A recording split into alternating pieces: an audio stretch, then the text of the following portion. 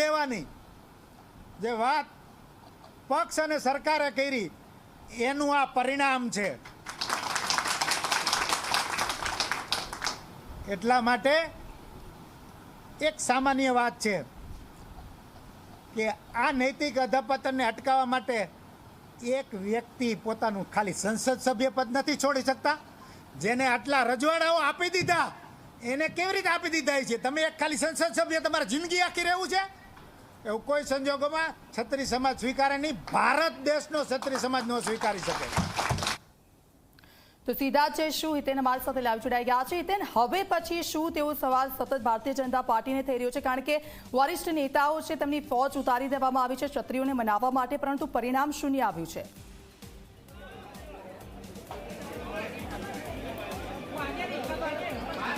જો દીક્ષિતા વાત કરીએ તો ભારતીય જનતા પાર્ટી પાસે હવે એક જ ઓપ્શન છે કે રૂપાલાની ટિકિટ બદલવાને લઈને તે પોતે નિર્ણય લે, કારણ કે આમને તો પોતાની માંગ રાખી દીધી. ટિકિટ નહીં બદલાય ત્યાં સુધી કોઈ પણ પ્રકારનો સમાધાન હશે, નિર્ણય જે છે તે લેવામાં નહીં આવે. ભાજપનો વિરોધ નથી, નરેન્દ્ર મોદીનો વિરોધ નથી, કોઈનો વિરોધ નથી, માત્ર ને માત્ર પરસોત્તમ રૂપાલાનો વિરોધ છે. હવે આગળ શું? આ ક્ષત્રિય સમાજની બેઠક જે છે તે હવે ચાલી રહી છે અને તમે જોઈ રહ્યા છો કે આ પદ્મિની બાવાળાથી લઈને તમામ આગેવાનો જે છે ત્યાં ક્ષત્રિય સમાજની બેઠકમાં આગળ શું, કારણ કે હજી સુધી કોઈ સમય સીમા આપવામાં નથી આવી, એટલે હવે આગળ શું કરવું, કેવી રીતે અલગ અલગ કાર્યક્રમો યોજવા, આ તમામ મુદ્દે તેમની બેઠક જે છે તે ચાલી રહી છે. તેમને પોતાનો નિર્ણય લઈ લીધો છે કે કોઈ પણ પ્રકારની માફી જે છે તે આપવામાં નહીં આવે. માત્ર ને માત્ર એક જ વાત છે કે પરસોત્તમ રૂપાલાની ટિકિટ કાપવામાં આવે, નહીં તો પછી રાજકોટથી શરૂ થશે. 400 આગેવાનો પોતાની ઉમેદવારી નોંધાવશે અને તે આગળ જઈને દેશભરમાં જે છે તે પોતાની ઉમેદવારી આ મહિલાઓ જે છે તે રૂપાલાની વિરુદ્ધ ભારતીય જનતા પાર્ટીમાં નોંધાવતા દેખાવ મળશે. પદ્મિની બા, શું કહેશો? અગર ટિકિટ નહીં કપાય તો ઉમેદવારી નોંધશો? રિક્વેસ્ટ છે કે હું પછી કરું, પછી બાઈટ. બિલકુલ. તો આ તમે જોશો હાલ સંગઠનની બેઠક ચાલી રહી છે. આ તૃપ્તિબાથી લઈને તમામ મહિલા આગેવાનો, તમામ પુરુષ આગેવાનો જે છે તે હાલ સમાજની બેઠકમાં જે છે તે જોડાયા છે. એક આગળની રણનીતિ જે છે તે નક્કી કરી રહ્યા છે કે આગળ હવે શું, કારણ કે સમય સીમા નથી આપી કોઈ પણ પ્રકારની, એટલે ભારતીય જનતા પાર્ટી પાસે સમય જે છે તે 19 ઓક્ટોબર સુધીનો છે કે 19 ઓક્ટોબરે ઉમેદવારીનો છેલ્લો દિવસ છે.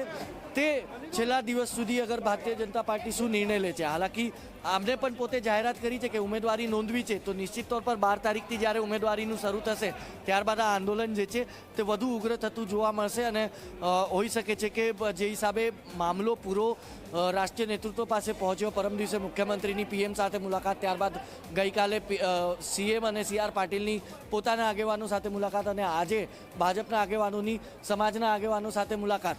તો ક્યાંક ને ક્યાંક દેખાઈ રહ્યું છે કે મામલો ભારતીય જનતા પાર્ટીએ ગંભીરતાથી લઈ લીધો છે.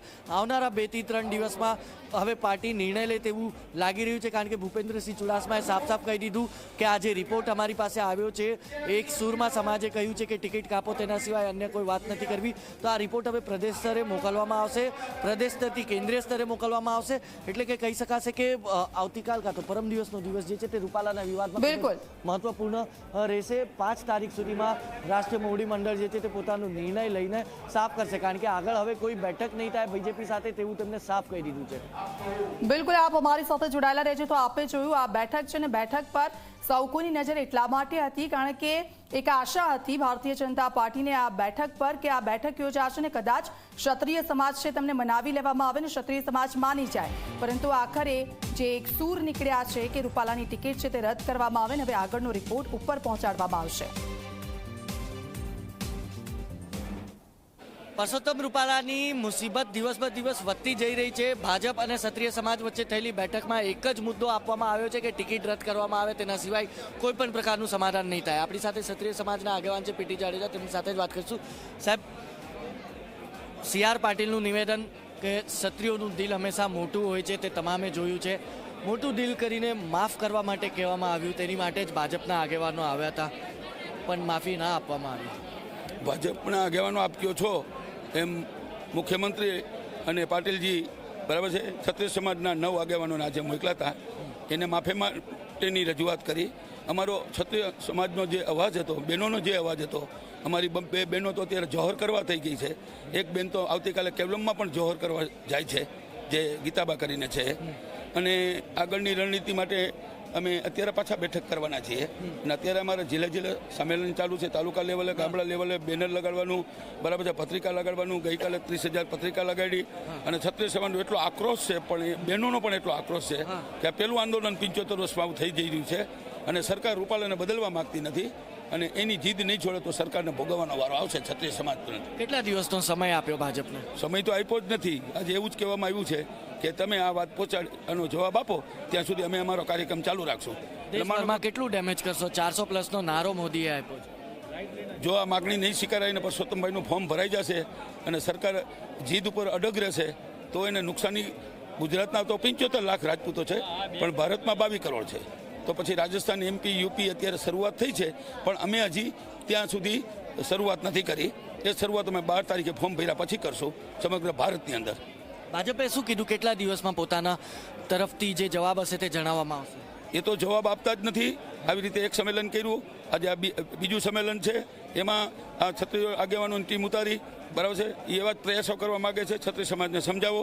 ક્ષત્રિય સમાજની એક જ માંગને એક જ વાત છે, રૂપાલા હટાવો. બિલકુલ, રૂપાલા હટાવોની સાથે બેઠક જે છે તે નિષ્ફળ થઈ છે ભાજપ અને ક્ષત્રિય સમાજ વચ્ચે. અમદાવાદથી કેમેરા પર્સન તુષાર સાથે તે મિટલાની ઝી મીડિયા. તો પરસોત્તમ રૂપાલા મુદ્દે કોંગ્રેસના MLA